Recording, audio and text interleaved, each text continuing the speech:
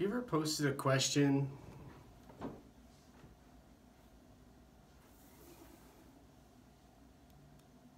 and not gotten an answer? Have you ever had notes with what I just said and you showed them to someone? You said, have you ever posted a question and not gotten an answer?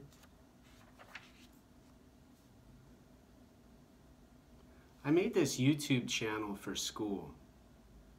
I live in this housing building because mostly what's wrong and what's been done medically has to do with a tumor called chordoma. And all of these parts to my home that I've made in this ashram are to get well. Not to trip out and have some stupid drug binge or some party, but to try to get into MIT and be a neurosurgeon for children. To do what Dr. Ben Carson did, to do what Dr. Manuel Ferreira Jr. did for me with children.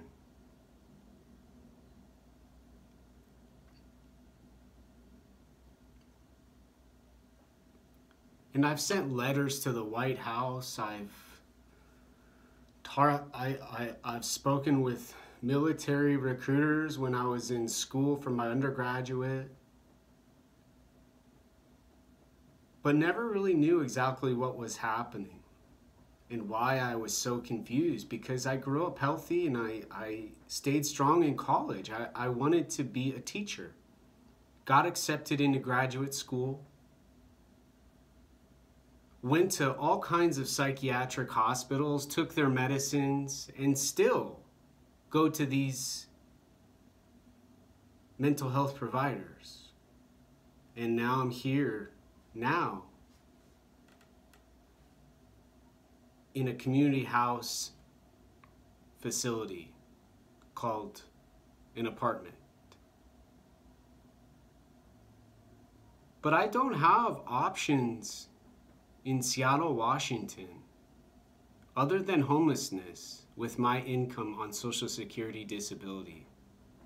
And I don't have big, humongous, and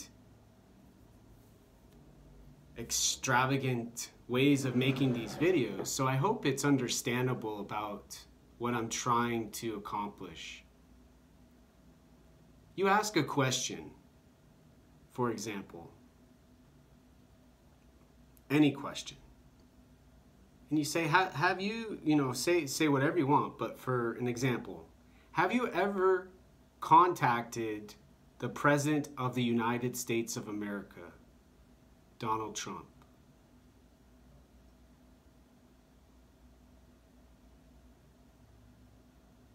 Not gotten any response, not gotten any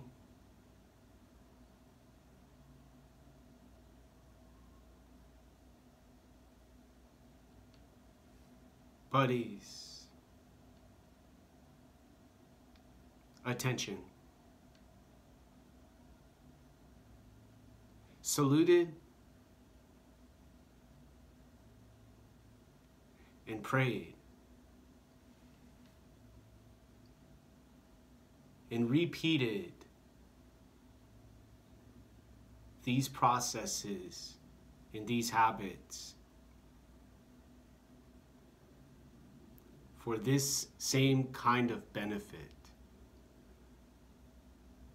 To know you're not alone, to know you're not the only one maybe with cancer, to know somebody cares, somebody's not just causing distraction and misdirection like where I live now in Seattle, Washington, where you can't rent a place without having 2 or 3 jobs or one big, huge paycheck. And when I got accepted into teaching at Western Washington University, and when I was in Renton working at a restaurant called Armando's that went out of business in 2010, and when I got fired from Blue Circle Technology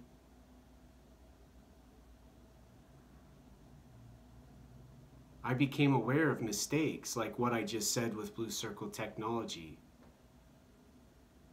Blue Sky, cleaners, helped me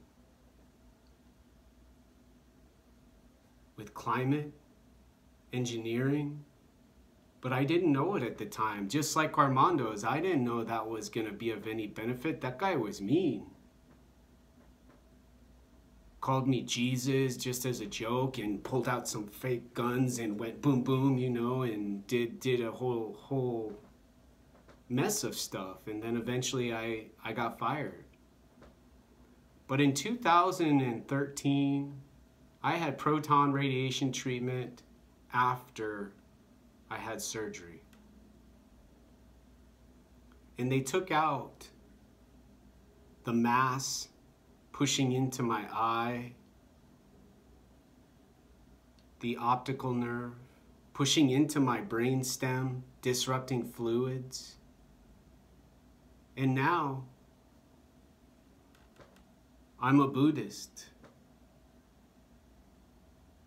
who wants to be a chaplain for the military, who wants to be a neurosurgeon for pediatric patients, who wants to attend the University of Washington Medical School, who also wants to apply to MIT.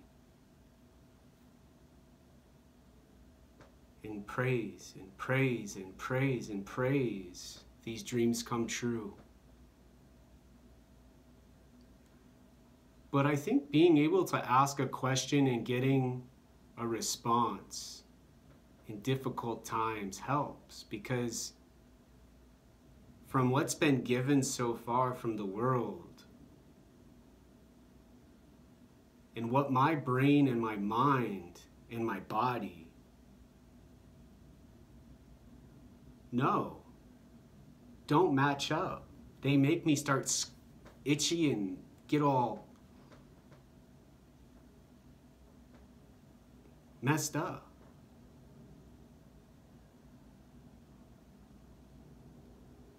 And the explanation for what I'm trying to do with this neurophilosophy and these gestures have to do with health, have to do with not just mental, not just psychiatric, and not especially only psychological, but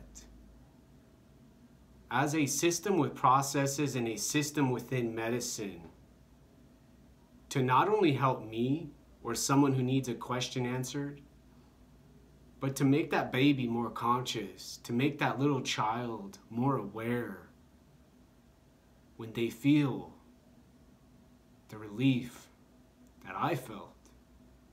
Standing up to the bully, getting my tumor out, and saying to those people in charge out that door at the landlord office,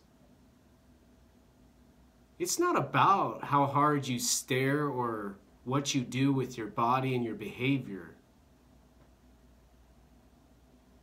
It's what you do with your life and how you help people and what you want for those people besides what you think, besides what you have thought about. And so my goal for this YouTube channel, and why I paused to give an explanation, because it seems messy, and shoot, I don't know if y'all have ever been to a philosophy club meeting like I went to at the University of Washington. You got to say crazy stuff to get the Marxist or get the socialist to hear what you're saying. So eventually it smooths out and I get a nicer camera, and then consciousness can occur and the time on the numbers won't matter anymore.